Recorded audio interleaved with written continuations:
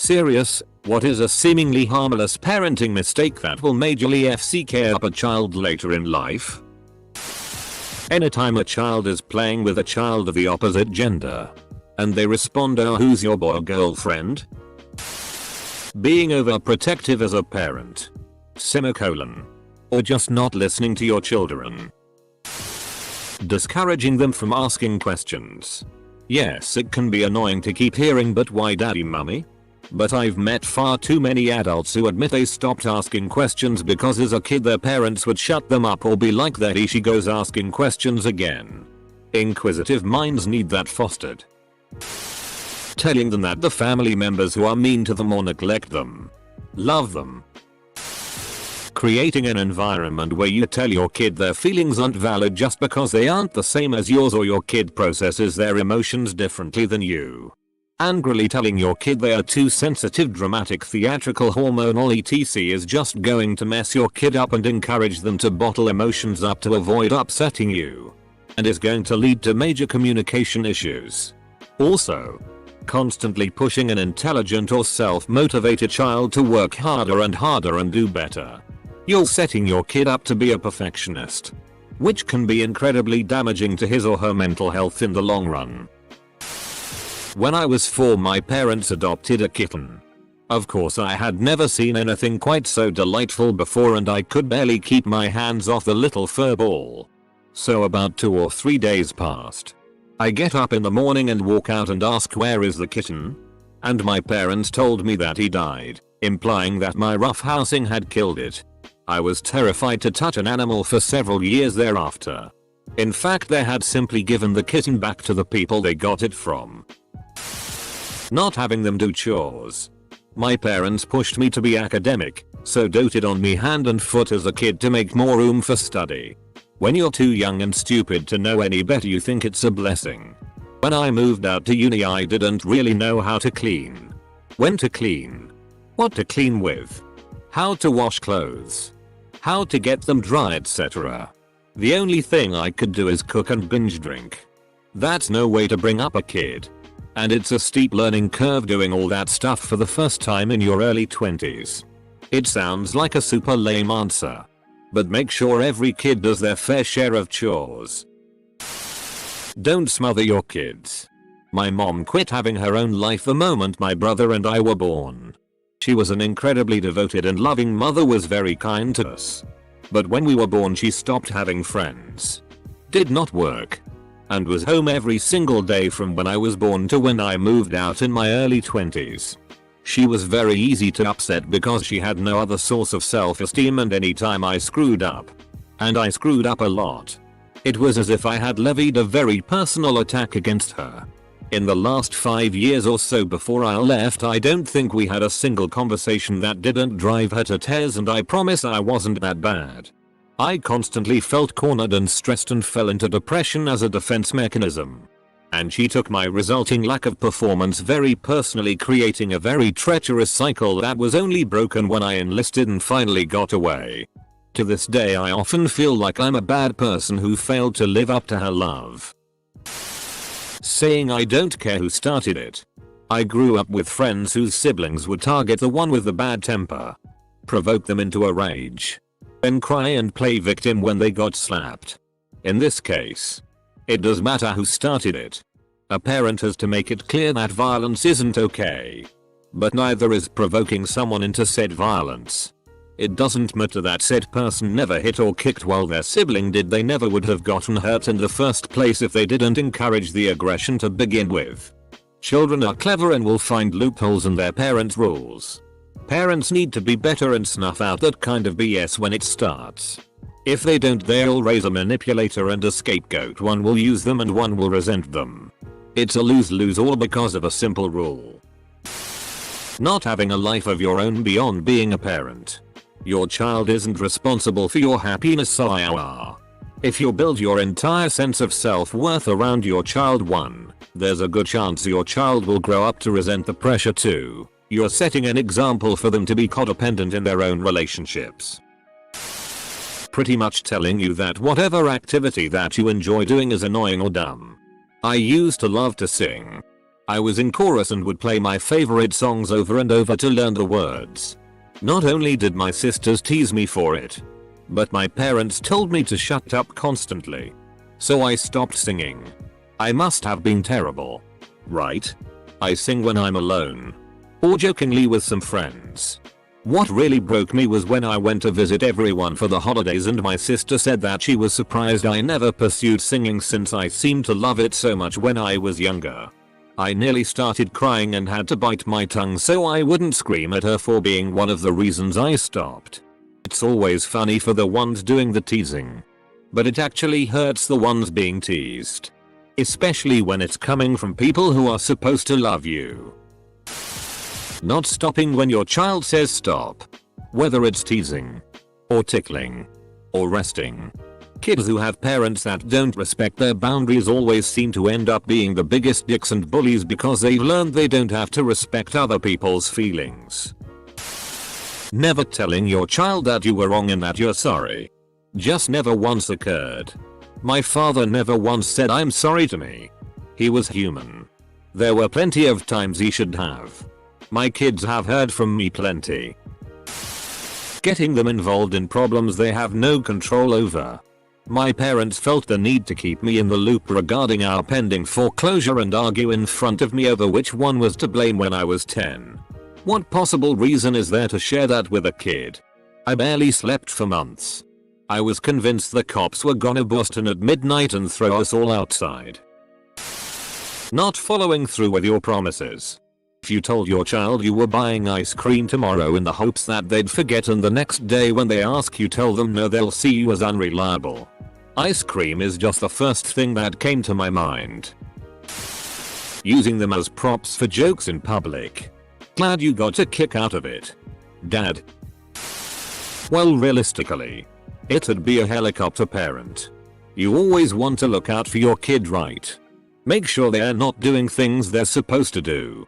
Walk in without knocking. It ruins a relationship with a kid because even though you have a sense of privacy, the kid doesn't and will always paranoid of anyone entering their room without warning. It ruins a kid. Would my mom let me do this? Is she okay with it? Sticking through a toxic F-king relationship for the kids. It doesn't help. Part ways.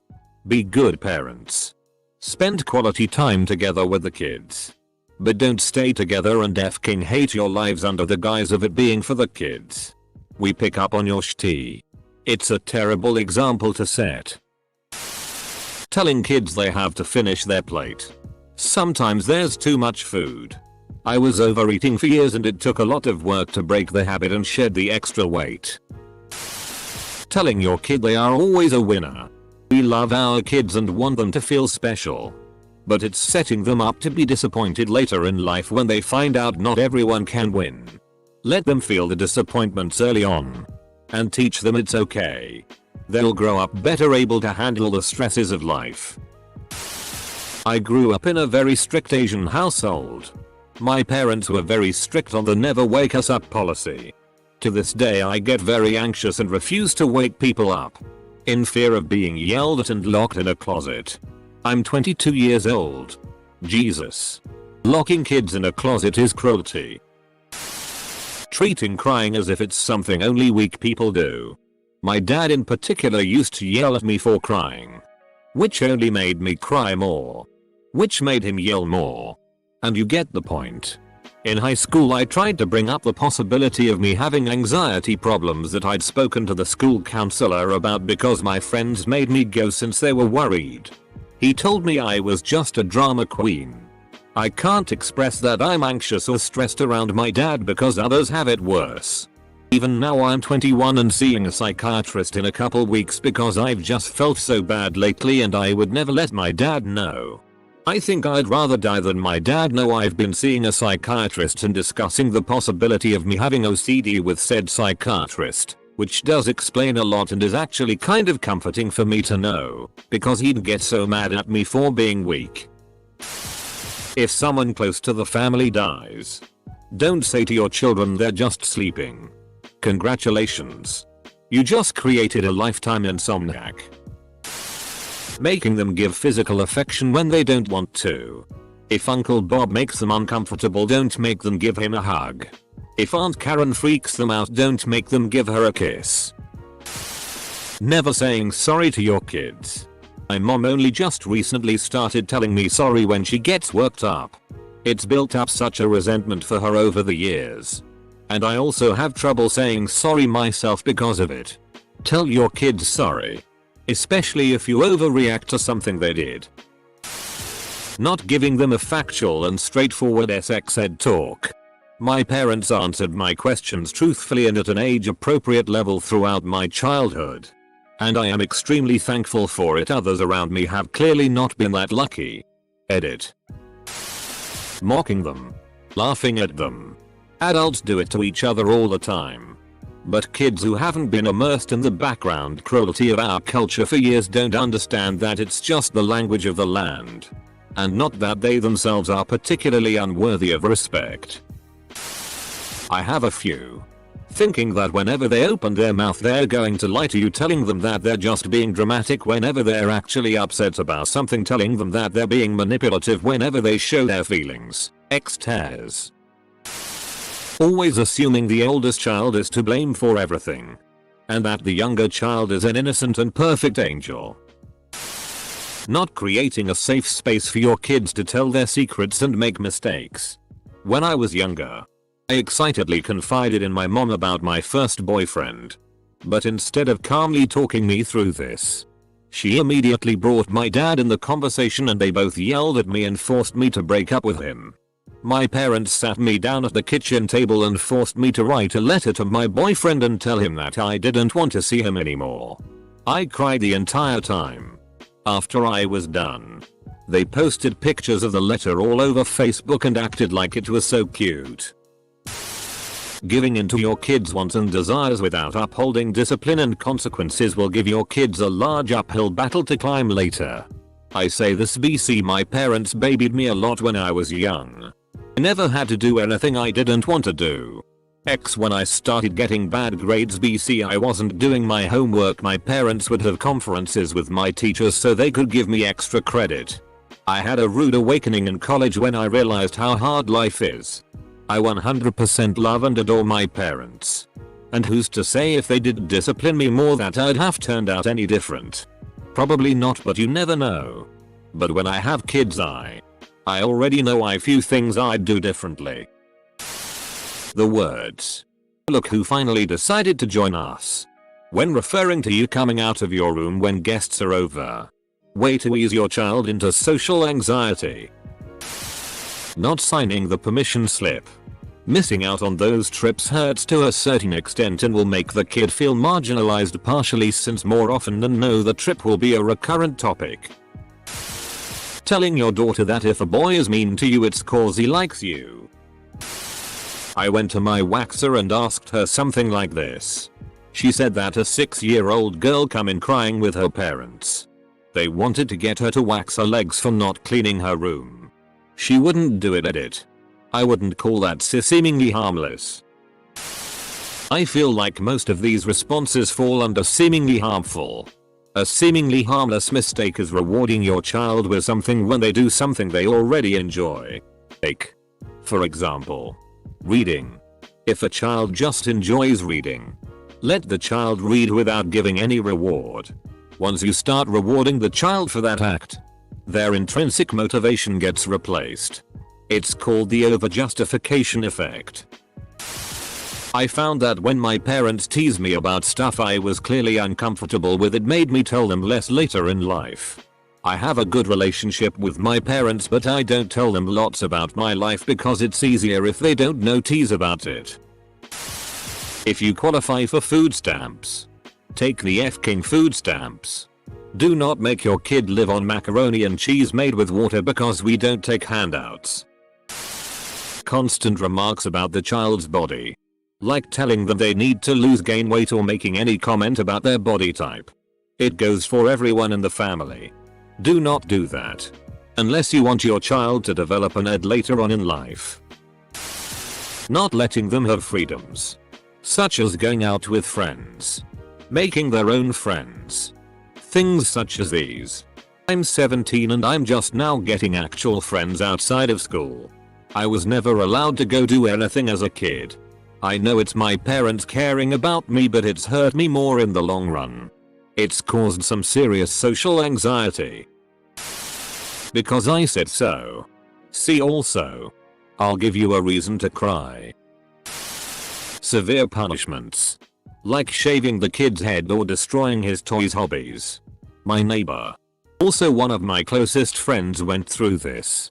He is doing fine, but it's f***ed up. Edit. People are talking about how these parenting mistakes are obviously harmful. But in the eyes of the parents of the kid and their family in general, it's pretty normal and standard. Not congratulating your child when they achieve something. A friend of mine never got any praise from his parents growing up. Always felt that he wasn't good enough. Show the child that their hard work doesn't go unnoticed. Edit. Thank you strangers for the gold and silver. Cripes. Giving them issues with food. When I was growing up, my mom called me fat and put me on all kinds of diets. Starting when I was 6 years old. I'd go to the neighbor's house and beg for something to eat because I was starving. Now that I'm an adult, I hide food from myself and I just hate that I do that. Hovering over your child. I don't mean just helicopter parenting, which generally crosses the line into abuse. I mean doing things like demeaning their choices. Trying to steer them down a certain career path. Putting them in programmed sports they don't like. Etc. Not taking your kid seriously when they talk about their problems and constantly bringing up the idea that I've had it worse. Good way of getting your child to never want to speak to you about anything again. Invading our privacy or restricting us too much because it's for our own good or we know more than you do. I get it's for a good reason, but you have to let us be independent sometimes. From experience. Moving around too much no matter the distance. I haven't been able to appreciate anything in my life, and I've recently realized, for the 5th time, why I don't hold on to things for too long, or why I get so antsy and uncomfortable being in the same place or doing the same thing for too long as well. Kinda sucks. Asking your child to speak to your ex on your behalf because you want to avoid the interaction. For the record, I am so incredibly sorry. Breaking a promise. The promise itself may seem inconsequential to you, but to your kids it's important. Help them build trust by following through on your promises. Having your child not do a sport they wanna do just so you can save money when they can afford it. Really wish they listened to me, cause now I just sit in bed all day every day sad. Taking them to all, insert gender, Catholic school. That's a terrible generalization, man. I'm not Catholic at all, but all boys school was great for me in high school.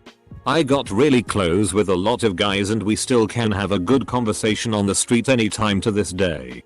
Now of course if it is forced upon the kid it's stupid, but that also applies to any choice of school. Helicopter parenting. My parents let my brother and I just go about the neighborhood during daylight hours once we were old enough. My brother jokes that he wants to raise his kids free range like we were. Emotional neglect. Never praising. Never complimenting. Never conversing. Always making them feel like their opinion is worthless. That they have nothing of value to say. And that they are just a chore. It's kept me up so badly throughout the years. I'm 33 and I am trying to work so hard to deal with the mental illnesses that stemmed from it. I'm exhausted and don't know if I can do another 20 or 30 years of this. I pass as a decent adult, but it takes so much work to do so. I can't stop thinking how I could have been so much more than what I am now. Trying to solve your kids' attention problems by scolding them for not doing their homework even though they've been sitting in front of it for hours. This only ever lowered my self-esteem, rather than solve any kind of problem. Playing favorites. Making your child's feelings seem invalid and unimportant. There's nothing worse than being told what you have to say is insignificant because of age, etc. Telling your child you owe me for bringing you into this world. That sentence rings my head whenever my mom would want something out of me. Don't ever say this to a child cause they can grow to despise you thinking they were born as nothing more than a means to an end. And now I sometimes wish I was dead. Something that's way too common is acting before understanding why your child did something.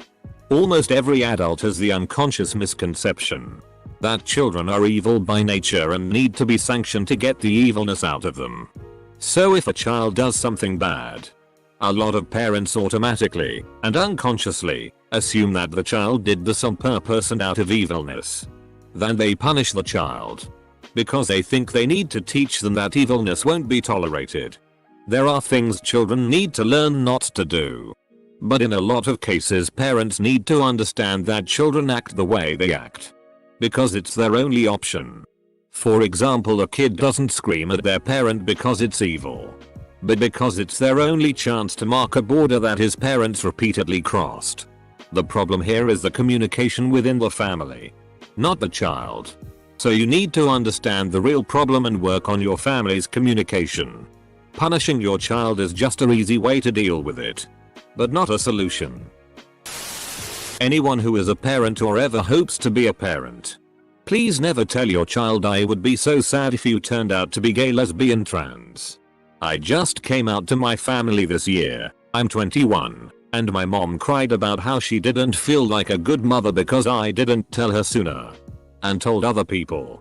She doesn't even remember that she said that. I, on the other hand, will never forget it. I know this isn't what anyone in the family wanted.